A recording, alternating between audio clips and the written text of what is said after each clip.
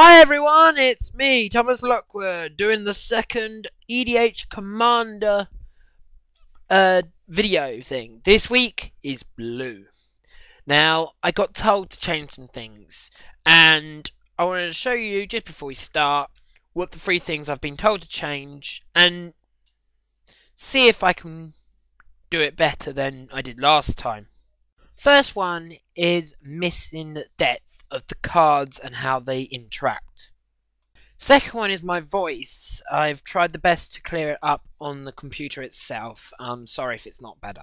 Third one I need to improve is more interactions with the cards that I use.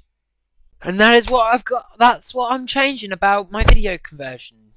So I hope we can get started on blue commanders. First one I'm starting off with is Patron of the Moon. Now, this is a 5/4, which is actually one of the highest legendary creatures you can get to a certain degree. I think it's like 4th top, something like that, 4th, 5th top legendary creature in blue. So, it's quite big. It's a 5/4 flyer for 7 mana. Hilarious.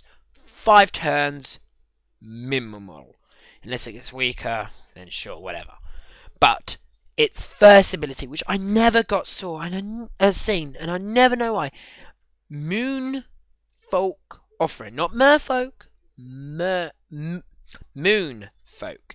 Moon Folk Offering, if anyone doesn't know out there, as it says on the card, you may cast this spell at instant speed as long as you can sacrifice a Moon Folk. If you sacrifice a Moon Folk, the past color costs from that card. For example, we have 2 and blue. That would mean your commander costs blue and 3. A 4 mana 5/4, which you could easily get turn 4. All you need is 4 lands. Turn 3, cast this. Turn 4, ha ha ha ha. I've got my commander out. Boom, bam. I'm going to keep hitting you now. The second ability that is an activating ability, which is astonishingly awesome. It is double rampant growth from your hand to the battlefield for 1 mana. Not 1 blue mana, people don't like. It's 1 mana. Amulet figure allows them to enter all untapped, meaning you have all them cards, all them lands, all enter the battlefield untapped. And I've seen the guy draw loads of cards because of that. It was a lethal combination. This next one really plays a trick on people's eyes because it's 5 mana, 7/7, with trample, in blue. Now, I could just see it as a vanilla 7/7 with trample from green, but blue? People say, nah, Thomas, there's got to be a catch, and ashamedly they're right. But a catch to me means something that can't be used, manipulated, which there's not a lot out there, but there can be some. This one, though, has the ability phase in. Phase in during your phasing step, which is before your untap step. So that this is invisible step that no one ever sees, but you do see when you're playing phasing. Anything that's phased out, phases in. Anything that's phased in with phasing, or in this case, your lands in your upkeep, but they return in your before your untap step. They phase out. Now, when something's phased out, it is one of the confusing things where it does not exist. Yes, it is a ghost. However, there is one little thing about this ghost. It never leaves the battlefield, but nor does it enter. So if you have any battlefield triggers, they won't trigger with phasing, which is actually quite hilarious because people in response sometimes phase out things because enchantments stay on creatures when they phase out. Enchantment auras. But if a equipment is on a phasing creature, that creature will not phase out with the equipment. It's a shame, but yeah.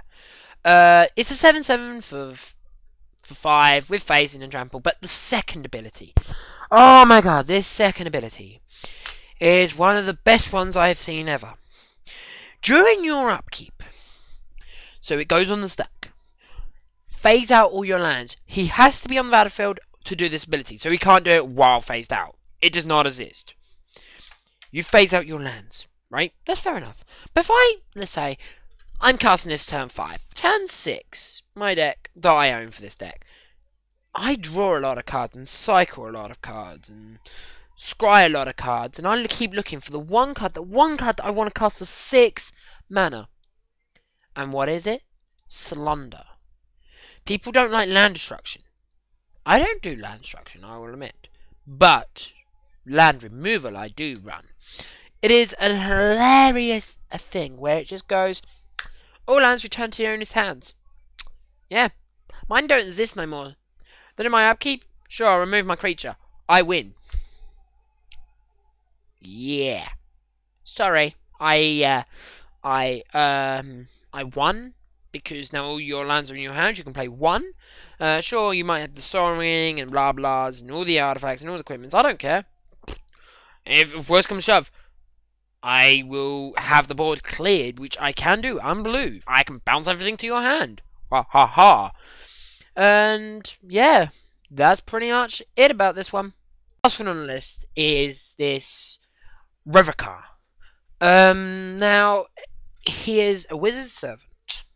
He has a tap ability that deals 2 damage to any target creature or player, but sadly doesn't untap during your next untap step. Now, the deck I've seen only once, and it was mono blue burn. Now, in the olden days, mono blue burn could be done. That was the scariest thing. In the olden days, there was hell of a lot of blue burn. There is still quite a lot in modern. In fact, I think I found 4 or 5 cards that burn blue modern. How silly is that? And it's creature types. Oh, I knew it had to be a wizard because the name gave it away. And when I googled it for the types, I couldn't believe it. It's a dwarf wizard that is staring the face of a dragon. He is looking at the dragon saying, yeah, I don't care about you because I'm a dwarf. I'm a wizard. I'm so professional. I'm going to burn the face out and then protect myself for 1 turn.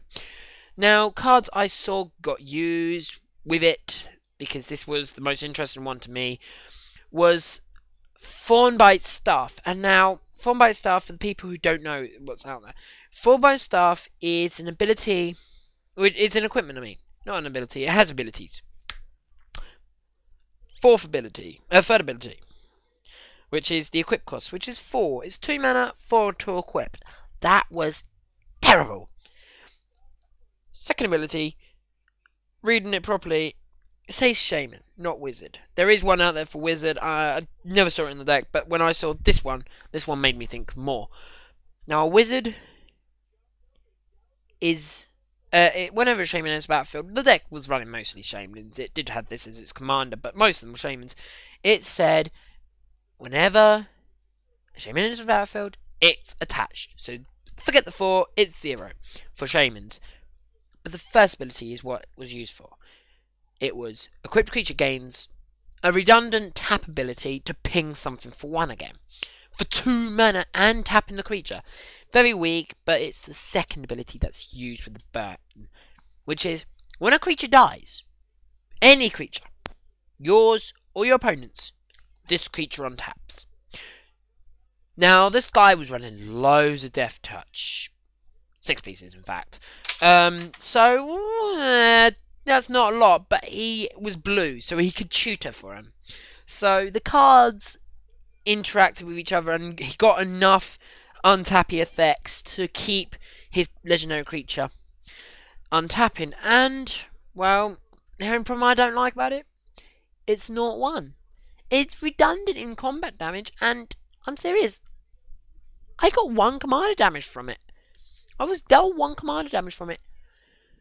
You're not going to get a lot of commander damage from it. It's just to go, I'm going to keep pinging you. I don't care. Your life is over 40. Blah, blah, blah, blah, blah, blah. Yeah, and the deck just got a bit boring. Thanks everyone for being with the show today. Next week it will be green because I am going in a random order. Maybe, I don't know. Thanks for listening and goodbye.